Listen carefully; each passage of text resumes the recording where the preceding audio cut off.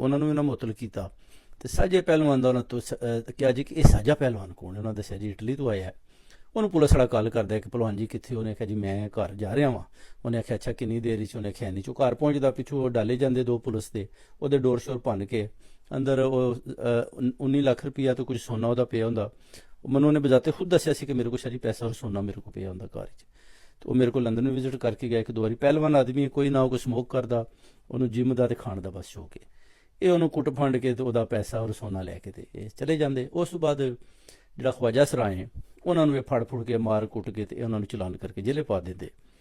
ਹੁਣ ਜਿਹੜਾ ਸਾਂਝਾ ਪਹਿਲਵਾਨ ਉਹ 4 ਦਿਨ ਤੋਂ ਗਾਇਬ ਹੈ।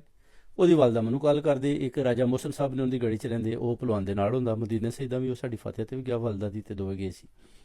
ਉਹ ਜਿਹੜਾ ਨਾ ਜੀ ਉਹ ਕਹਿੰਦਾ ਜੀ ਕਿ ਸਾਜਾ ਨਹੀਂ ਪਹਿਲਾਂ ਵਧਾਇਆ ਨਾ ਮਾਰ ਦਿੱਤਾ ਹੈ ਜਾਂ ਕਿ ਗ੍ਰਿਫਤਾਰੀ ਨਹੀਂ ਪਈ। ਬਿਲਾਲ ਸ਼ਾਹ ਨੂੰ ਪੁੱਛਿਆ ਜਾਂਦਾ, ਔਰ ਇੱਕ ਦੋ ਲਿਆਕਤ ਗੁਜਰ ਤੱਕ ਵੀ ਰਸਾਈ ਕੀਤੀ ਜਾਂਦੀ। ਇਹ ਜਨਾਬ ਝੂਠ ਮਾਰਦੇ।